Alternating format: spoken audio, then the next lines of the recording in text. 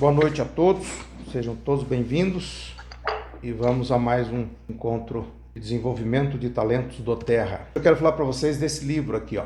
Esse é um método de vendas Spin Selling. Selling é vendendo, né? Spin são 4 iniciais que vocês vão entender logo mais do que se trata. Mas eu queria saber de vocês quais as transformações que já foram alcançadas, com o que nós já temos visto, temos aprendido, o que vocês conseguiram identificar de evolução, de melhoria de comportamento. Alguém poderia falar alguma coisa para mim? Eu acho que para mim o planejamento. Está fazendo uso do planejamento diário? Tipo, em tudo assim, questões, até qualquer detalhe assim, qualquer coisa que eu faça assim, eu aprendi a me planejar melhor assim. Horário para as coisas, agenda, até para limpeza de casa. Eu comecei a planejar o horário que eu ia fazer, assim. E isso tirou o tempo, assim, que eu perdi. Às vezes eu acho que eu ficava me enrolando para fazer alguma coisa ou outra. Eu ficava ali 2, 3 horas fazendo uma organização na cozinha, por exemplo. E quando eu me proponho a organizar no horário, na agenda, parece que vai mais rápido. Eu lembro assim, não, eu tenho que fazer isso porque daqui a pouco eu já tenho que fazer outra coisa. Então, no caso, você percebeu uma produtividade maior. Isso. Bacana. E quanto às atividades que foram passadas para vocês na última semana, que seriam atividades para o resto da vida, né? Visualização positiva, afirmações poderosas, celebração das vitórias e gratidão. Como é que tem sido isso para vocês?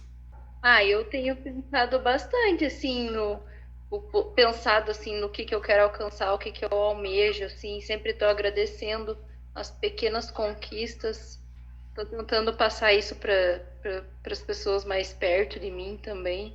Você tem momentos assim de pensamento negativo, de medo, de dúvida?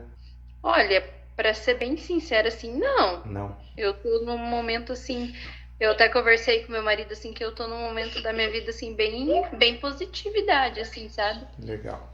Hoje nós vamos ver sobre esse método de vendas, né? E os assuntos vão mudando daqui para frente. Mas isso aqui, gente, é a base de tudo. Vocês têm que ter isso em mente, fazer isso aí todo dia, tá? Porque os maus hábitos, né? Os pensamentos pessimistas, as crenças limitantes, elas não foram desenvolvidas do dia para a noite. Foram anos, né? Para a gente ser o que a gente é hoje, isso demorou muitos anos. Então, para desfazer isso, vai precisar de um empenho muito grande, tá? Então vocês não se esqueçam disso aqui, a gente vai continuar cobrando nos próximos encontros para saber de que forma isso afetou a vida de vocês, né? Porque não faz sentido nenhum a gente estar aqui toda terça-feira falando de coisa que não está produzindo nenhuma diferença na vida de vocês. Então não há razão para isso acontecer, né? E eu trouxe aqui uma frase muito interessante, atribuída a essa cidadã Harriet Tubman, não sei como é que se pronuncia o nome dela, mas era uma abolicionista americana. E, embora alguém questione se essa frase é dela ou não, mas enfim, a frase diz o seguinte: libertei 1000 escravos, teria libertado mais 1000 se soubessem que eram escravos. Essa fase do treinamento é o autoconhecimento. Nós fizemos análise do perfil comportamental, falamos das características do empreendedor e por aí vai. Mas fazer parte desse autoconhecimento também implica em a gente ter consciência de que muitas vezes, em muitas etapas da nossa vida, em muitos momentos do dia, nós somos verdadeiros escravos. Não temos uma corrente, uma corda amarrada nos punhos, nem nos pés, mas somos escravos de uma cadeia invisível que está dentro de nós, né? Então ela diz aqui: libertei 1000 escravos, teria libertado mais 1000 se soubesse que eram escravos. Já citei para vocês aqui várias vezes sobre o povo de Israel, a libertação do povo de Israel quando sai do Egito, e que uma travessia que poderia acontecer em 40 dias demorou, na verdade, 40 anos. Por que demorou tanto assim? Porque assim que eles saíram do Egito, daquele sofrimento, né, eles trabalhavam debaixo de chicotadas, a comida era muito pouca, eles trabalhavam muitas horas por dia, Enfim, os egípcios dificultaram cada vez mais o trabalho deles, mas assim que eles saíram do Egito, eles começaram a olhar para aquele deserto que eles tinham que enfrentar e esqueceram do sofrimento do Egito. Eles esqueceram da escravidão, mas lembravam que de vez em quando tinha cebola na comida. Esqueceram dos açoites, mas lembravam que de vez em quando tinha alho na comida para eles comerem. Então eles começaram a murmurar, a reclamar de Deus, porque Deus tirou eles de lá e colocou eles naquele deserto, reclamar de Moisés. Deus foi atrasando os seus planos, né? Então, a reclamação, a murmuração, a queixa, o medo, tudo isso atua como uma força paralisante e vai prejudicando a velocidade da nossa caminhada. Às vezes, um objetivo que está tão perto, ele acaba se distanciando de nós por causa do nosso comportamento. Mas para isso, nós precisamos saber que Deus não nos deu um espírito que produz temor e covardia, mas sim que nos dá poder, amor e autocontrole. Temor e covardia não é inerente à nossa natureza divina, porque nós temos uma natureza divina, nós temos o sopro de Deus em nós, que é o nosso espírito. O nosso espírito não conhece medo e nem covardia, mas ele conhece poder, amor e autocontrole. Quando o medo, quando o temor, quando a covardia aflora, se manifesta em nós, esse é um sentimento puramente humano e não advém da nossa verdadeira natureza, da nossa natureza maior, porque a natureza humana ela é finita, um dia ela vai acabar, mas existe uma natureza eterna que desde que ela foi criada, ela nunca mais vai deixar de existir, que é o nosso espírito. E nós temos procurado trabalhar isso. Não é fácil acessarmos o nosso espírito, estabelecermos uma comunicação com ele. Não é fácil termos um diálogo com ele, mas nós precisamos criar oportunidade para que ele se manifeste, para que ele tenha oportunidade de revelar ao nosso consciente aquilo que de maravilhoso ele tem reservado, ele tem guardado, porque o nosso espírito tem um verdadeiro tesouro e ele tem a solução para todos os nossos problemas, desde que nós venhamos a dar a ele ocasião, venhamos dar a ele condição para que ele se manifeste e produza na nossa vida aquilo que nós buscamos. Isso é possível mediante a fé, que a fé não é um atributo humano, mas é um atributo espiritual. A fé é o firme fundamento das coisas que se esperam e a prova das coisas que se não vê. Então a fé é a certeza daquilo que se espera e a garantia de que o invisível que nós não vemos hoje, ele será real amanhã. Mas para que ele seja real amanhã, ele tem que ser real, primeiro de tudo, dentro de nós, dentro da nossa imaginação, dentro da nossa confissão verbal, dentro do nosso sentimento. Aquilo que nós queremos para amanhã tem que produzir emoção em nós hoje. Porque se nós não vivemos a emoção dele hoje, esse amanhã ele fica mais longe. E quanto mais intensa é essa emoção, mais próximo nós estamos da realização daquilo que nós buscamos. Agora nós vamos entrar então no método de vendas Spin Selling. As iniciais SPIN. O S vem de situação, o P de problema, o I de implicação e o N de necessidade de solução. A metodologia Spin Selling ela é baseada em perguntas estratégias para guiar a conversa de vendas e ajudar o vendedor a identificar profundamente as necessidades e problemas do cliente, preparando o terreno para a etapa final de apresentar a solução de forma eficaz. Então, quando chega na fase da solução, da necessidade de solução, é o momento do fechamento da compra. Então, este método de vendas, ele consiste em perguntas. Às vezes o vendedor ele se preocupa muito em falar e às vezes ele peca porque fala demais. Nós precisamos treinar a construção de perguntas poderosas, perguntas abertas, e você vai colhendo informação do cliente e você vai avançando nessas perguntas com estratégia, tá? Com consciência, com discernimento, e à medida em que você vai avançando nessas perguntas, você vai transferindo a conversa do racional para o emocional. Você tem que adentrar o emocional do teu interlocutor, porque nenhuma venda, nenhuma compra acontece com o modo racional ativo, mas acontece com o modo emocional ativo. Nessa fase da situação, nessa primeira etapa, é o momento em que a pessoa vai estabelecer conexão, vai fazer perguntas abertas e vai ouvir a pessoa, vai descobrir as dificuldades, descobrir os sonhos, descobrir os desejos. Essa fase ela tem que ser muito bem feita porque ela serve de base para as etapas seguintes. Aqui ainda na situação é que você vai identificar se a pessoa tem algum problema, algo que ela gostaria de fazer, mas que não pode fazer por uma limitação financeira. Enfim, é aí que você vai conhecer um pouco a vida da pessoa. Aí você vai passar para a segunda letra da sigla SPIN, que é o problema. A partir dessa etapa, a pessoa começa a ser conduzida para o emocional. Tem um comentário. Sim. Esse tempo eu comprei um curso de vendas, né?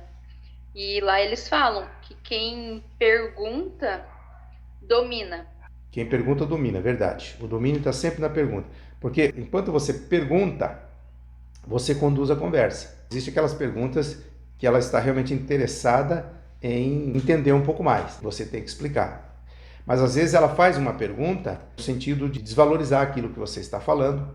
E quando você se sente na obrigação de justificar aquilo, ela passa a dominar a pergunta. Então, quando a pessoa faz uma pergunta, não porque ela quer conhecer mais do produto, mas porque ela quer te encurralar, ela quer te pôr na parede, você não deve responder essa pergunta com resposta, mas responder a pergunta com uma outra pergunta.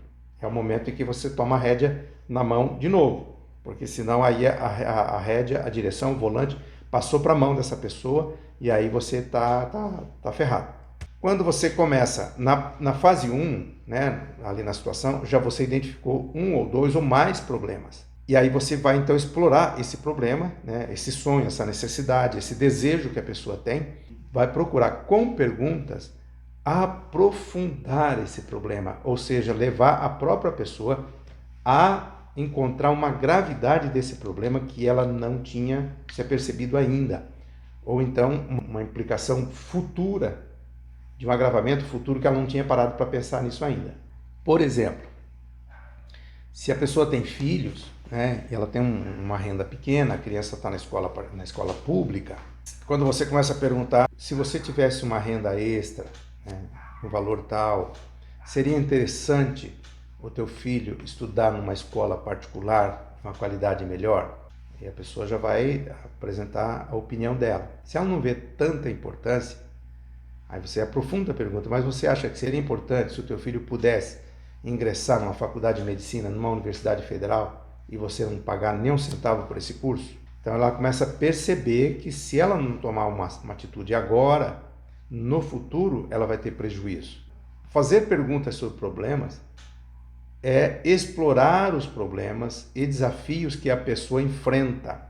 Isso ajuda a entender a situação atual da pessoa de forma mais detalhada, enquanto a pessoa começa a ser conduzida por um caminho de angústia.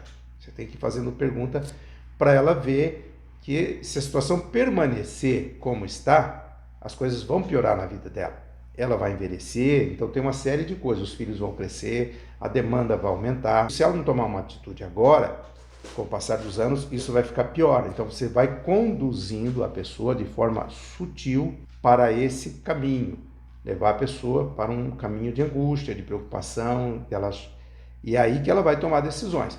Só que você precisa treinar isso em casa e começar a escrever essas perguntas. De repente, se vocês toparem, podia fazer até um trabalho no grupo. Pedir, né, quem não participou do encontro hoje, que assista a aula no YouTube e vocês comecem a trabalhar na construção de perguntas. Eu acho isso muito apropriado e acredito que vai dar um ótimo resultado. Feito a pergunta, a pessoa não deve ser interrompida. Deve prestar atenção cuidadosamente às respostas do cliente e demonstrar interesse genuíno em seus problemas. Isso cria um ambiente de confiança e incentiva o cliente a compartilhar mais informações. E ele vai abrindo o coração para a pessoa. Então, nessa fase de problemas, você precisa fazer a identificação de problemas, continuar fazendo perguntas para compreender a abrangência dos problemas, necessidades ou desafios do cliente. Escuta ativa, prestar atenção cuidadosa às respostas do cliente e demonstrar empatia para construir confiança. E aí você começa então a explorar, de forma consciente, começa a explorar esses problemas. Focar no que mais incomoda a pessoa e fazer perguntas que aprofundem a compreensão dos problemas, destacando questões específicas, como eu disse, uma escolaridade dos filhos, uma formação superior. Só que o foco dessa compreensão não é que você compreenda a gravidade desse problema, é que a própria pessoa compreenda a gravidade desse problema. É ela que tem que compreender isso para que ela se sinta incomodada com isso.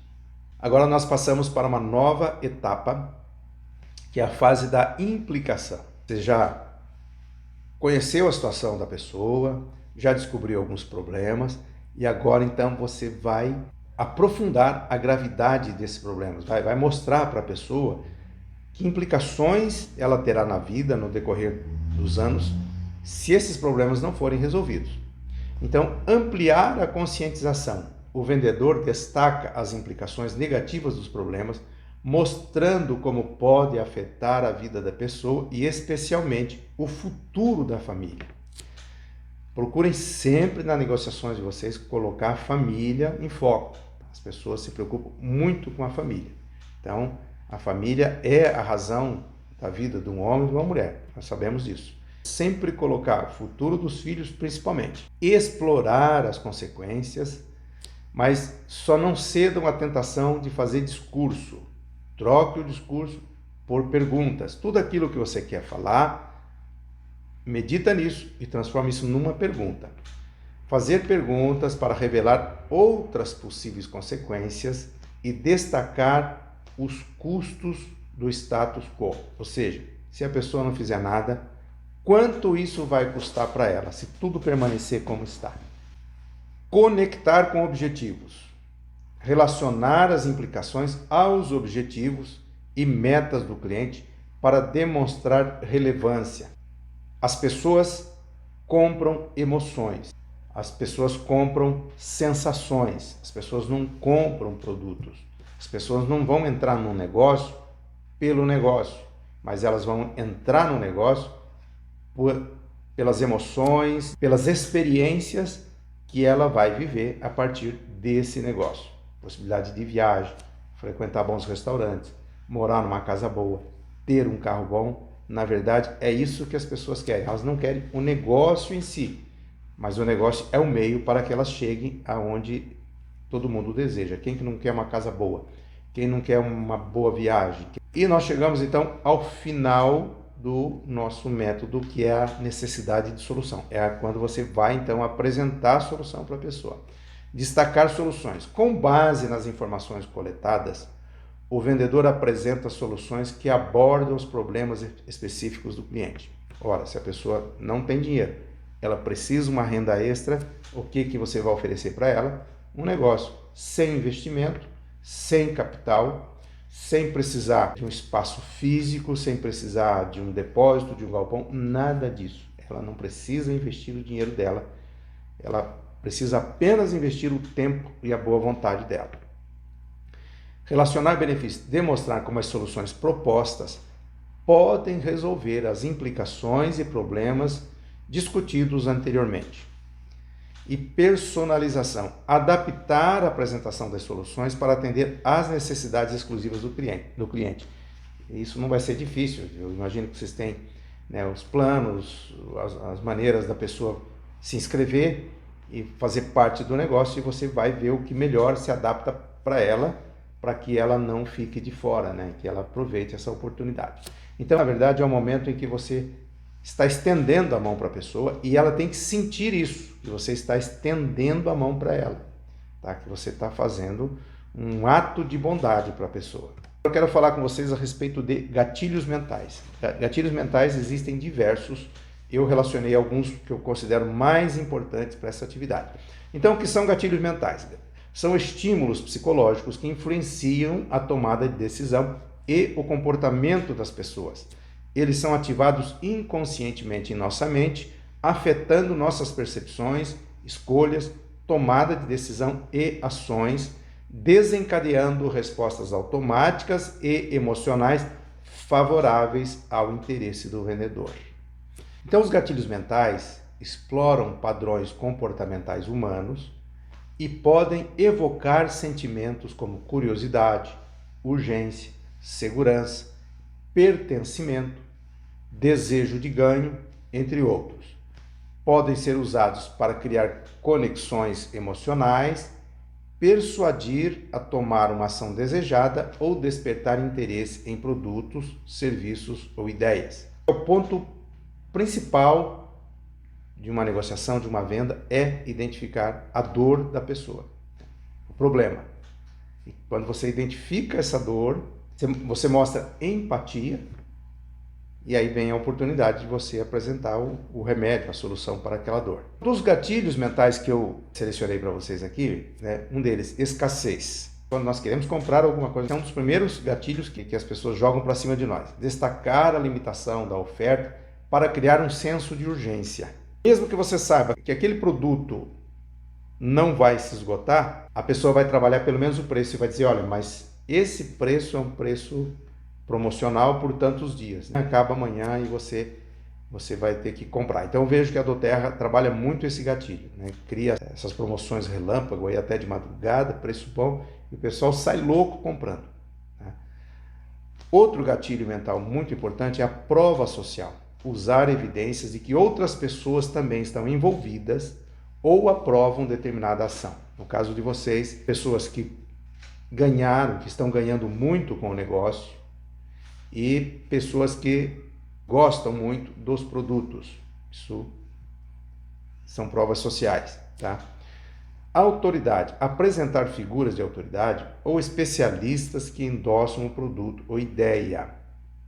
No caso, se eu não me engano, tem um médico, né, da doTERRA, que fala muito das propriedades dos óleos, dos benefícios dos óleos. Então, citar esse profissional médico é muito importante. Então, quando você fala que tem um profissional, formação na área de saúde, que está atuando nesse negócio, isso já desarma a pessoa se ela está planejando contestar, apresentar uma objeção, isso já desarma a pessoa, né, desse mecanismo de defesa. Um gatilho mental que eu vejo que vocês usam muito é a reciprocidade. Oferecer algo de valor gratuito para criar um sentimento de dívida e engajamento. Então, essas amostras grátis que vocês distribuem, isso criam essa reciprocidade, isso dá muito resultado. Uma amostrinha ou emprestar o difusor é um gatilho mental poderoso. A pessoa não sabe que você está agindo com astúcia, usando de um mecanismo de persuasão. Curiosidade, despertar o interesse ao criar um senso de mistério ou questionamento. Isso você pode usar quando a pessoa já conhece o teu produto tal, e você tem lá uma rede de contato, um grupo, uma lista de transmissão, e você diz, olha pessoal, amanhã eu vou trazer uma novidade espetacular, o pessoal fica naquela expectativa. Medo de perder, destacar o que pode ser perdido ao não agir ou ao perder uma oportunidade. Esse também é um gatilho mental poderoso. Empatia, mostrar compreensão e preocupação com as necessidades e desafios do teu público. E garantia de satisfação. Todo produto digital, né, comprado na internet, e-book, treinamento e tal, tem uma garantia de satisfação de pelo menos 7 dias. Então isso dá uma certa tranquilidade para o comprador. Claro que os produtos doTERRA não permitem isso. Tem como a pessoa abrir o produto, usar um pouco e depois dizer eu vou devolver porque eu não gostei. Não custa vocês pensarem numa forma, de alguma maneira, atender esse particular. Oferecer alguma garantia, não sei. Tudo depende de botar a cabeça para funcionar que a solução vem. Lembrando de acessar o eu mais profundo, que lá tem muitas surpresas, viu? Benefícios tangíveis. Destacar os benefícios práticos e tangíveis de um produto ou serviço. Pertencimento. Esse aqui, então, é fantástico, tá? Criar uma sensação de identificação ou comunidade ao adotar uma ação ou ideia. Então, quando vocês forem vender o negócio, não estou falando do produto, mas vender o negócio, e dar à pessoa a ideia de que ela vai pertencer a um grupo de pessoas que tem uma ótima renda financeira, que ela vai ter oportunidade de viagens, vai ter oportunidade de participar de festas, enfim, de encontros fantásticos, enfim, tudo aquilo que o negócio oferece. Então a pessoa começa a se sentir pertencendo àquela classe de pessoas que até então ela está excluída. E depois nós temos um gatilho mental chamado urgência. Criar uma pressão temporal para incentivar a ação imediata. Criar uma pressão temporal para incentivar uma ação imediata. Enfim, vocês vão pôr a cabeça para pensar de que maneira isso pode ser adaptado para o negócio do Terra. Então tá aqui, pessoal. Eu sugiro que vocês revejam depois desse vídeo. É um encontro rápido, não foi demorado, mas é um conteúdo muito valioso e que vocês vejam e revejam e façam anotações e comecem a produzir o próprio método e discutir isso no grupo. Então a pergunta é: você está pronta? Você está pronto para decolar rumo ao topo? Hoje nós vimos duas técnicas poderosas em vendas: persuasão estratégica e o método Spin Selling. Compreender e aplicar esses conhecimentos podem significar um sucesso explosivo. Cada interação com um cliente é uma oportunidade de criar um impacto duradouro. Ao dominar a arte das perguntas estratégicas, preste bem atenção nisso, ao dominar a arte das perguntas estratégicas, você está desbloqueando as portas da compreensão profunda e construindo conexões autênticas que não apenas vendem, mas também ressoam. Quer dizer, você não estará construindo uma conexão para aquele momento, mas você estará construindo uma conexão para uma vida toda. Você estará atraindo parceiros de negócio para uma vida toda. Quando vocês estiverem com uma pessoa diante de vocês, possivelmente você não terá aquela oportunidade de novo. E aí que você já tem que ter um rascunho mental de como é que você vai começar a abordagem.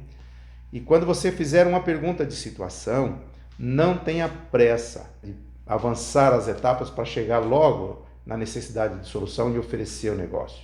Procure estabelecer conexão primeiro, empatia, mostrar que você está realmente preocupado com aquela situação, que aquilo também te atingiu de alguma maneira, enfim, e que você torce para que aquela pessoa obtenha aquilo que ela deseja. E às vezes a pessoa até não está desejando muita coisa e você consegue, a partir de perguntas poderosas, construir um desejo na pessoa. É possível construir uma necessidade. No ano de 90, se você perguntasse para uma pessoa: o que você acha de você comprar um celular? A pessoa não fazia nem ideia do que era um celular, não existia o celular. Olha, se não existia o celular, não havia necessidade de ter celular. Só que o fabricante de celular, ele não apenas produziu o celular, como ele produziu a necessidade de ter o celular. E hoje o pessoal não consegue nem ir ao banheiro mais sem o celular. Então os gatilhos mentais são como pincéis mágicos que pintam uma paisagem emocional. Com a escassez, você desperta a urgência. A prova social transforma céticos em crentes fervorosos. A pessoa que não acredita, quando você começa a mostrar números, ainda que não sejam seus, não tem como ela contestar. A autoridade confere um elo de confiança e a empatia cria laços que resistem ao teste do tempo. Vocês precisam treinar, contar história para as pessoas, porque as histórias as pessoas ouvem e não contestam. Quando você começa a contar que aconteceu com uma pessoa isso, aquilo, aquilo outro, ela não tem como contestar, porque aquilo aconteceu. À medida em que avançamos em direção ao nosso objetivo, cada não é um passo mais perto do sim. Cada pergunta estratégica é uma chave para desvendar necessidades ocultas. Cada gatilho mental é um convite à ação irrefutável. Você é o arquiteto do seu próprio sucesso. Agarre a oportunidade, abrace o desafio e abrace cada conversa com confiança inabalável. Eu devia ter até sublinhado isso aqui, negritado isso aqui. Abrace cada conversa com confiança inabalável. E para você ter essa confiança inabalável, você pode voltar às aulas anteriores e se valer do que aprendeu nas aulas anteriores, inclusive fazer o processo de imaginação, a construção de uma imagem positiva de si mesmo e chegar até esse momento com confiança absoluta. Você não apenas vende produtos e oportunidades de negócio, mas você também cria transformações. Então lembre-se disso. Quando você estiver oferecendo um produto ou oportunidade de um negócio, a pessoa tem que ter a sensação de que você está oferecendo para ela uma transformação na vida dela. Você não apenas convence, mas você também inspira. Não apenas fecha negócio, você constrói relacionamentos duradouros. Se o negócio for pautado nesses princípios, você terá um negócio de muito sucesso. Comprometa-se a aplicar essas estratégias transformadoras em suas vendas diárias, domine as perguntas do spin selling, sintonize os gatilhos mentais e torne-se um maestro da persuasão e do sucesso. Você está no comando e o mundo das vendas está esperando para ser conquistado por você. Agora é sua vez, mergulhe na ação, use essas técnicas com paixão e veja seus resultados se multiplicarem além dos seus sonhos mais audaciosos. Vamos ultrapassar fronteiras, abraçar desafios e triunfar como verdadeiros mestres das vendas. Agora me diga uma coisa, o que vocês têm para me dizer do nosso encontro de hoje? Eu gostei, eu já tinha ouvido algumas vezes essas, talvez com outras palavras, mas é sempre assim, no mesmo estilo, assim. Mas é sempre bom a gente estar ouvindo para reforçar e que esse é o caminho, não tem outra opção, é esse aí e pronto, acabou. Vocês entraram na chuva, né? E agora é para se molhar. Não tem por que pensar em recuar, não é verdade? E isso é para a vida, não é só para venda saindo terra, é para qualquer coisa. Exatamente. Para qualquer coisa que você queira vender, até você mesmo. Sim, porque depois que você domina isso, você inicia um outro negócio com facilidade. Na verdade, quando você se deslancha assim na prosperidade, tudo vai, né? Aí você pode pôr a mão em 3 negócios que o negócio vai, prospera. Sim. Você aprende a transformar em ouro tudo aquilo que você põe a mão, né? Isso, Mas falta palavra. isso não é fácil, requer treinamento, mas tudo isso acontece com esforço, com dedicação. Hoje eu estava comentando com a Esther, eu estou lendo o livro Mais Esperto, acho que é isso, Mais Esperto que o Demônio. Mais esperto que o diabo. Mais que o diabo. É o mesmo sujeito, só muda o nome. Mais esperto que o diabo. Napoleão Hill, ele fez um estudo para conhecer característica comportamental das pessoas de sucesso, mas depois também ele avançou essa pesquisa para conhecer as pessoas de fracasso. Ele acabou entrevistando 500 pessoas de sucesso e 20 mil fracassados e compilou todo um material sobre isso. A partir daí ele viveu momentos de sucesso, momentos de fracasso e foi vendo e chegou um momento que ele teve uma derrota, estava numa situação muito difícil e entrou numa profunda depressão, não sabia o que fazer. Um dia ele saiu de casa à noite e foi até o local de uma escola, isso lá por 1920, qualquer coisa, e lá ele ficou dando volta da escola e falando com ele mesmo que dentro dele tinha a solução para tudo e que ele ia receber a solução. Mais ou menos assim, que a solução viria, a orientação da solução viria para ele. Ele fez aquilo, caminhou várias vezes, repetiu aquilo muitas e muitas vezes, voltou para casa. Aí depois uma voz falou para ele, vá para tal cidade, eu não me lembro agora qual cidade, mas ele não tinha dinheiro para nada. Ele foi até o cunhado dele e pediu $50 emprestado. Ele falou, olha, eu vou para tal cidade e queria $50 emprestado. Na época, $50 era muito dinheiro. O cunhado falou, mas vai fazer uma viagem tão longa, com tão pouco dinheiro? Leva 100. Ele falou, não, 50. Foi o que a voz interior tinha dito para ele. E ele viajou para aquela cidade, até chegar lá ele gastou $10, aí ele chegou lá com $40.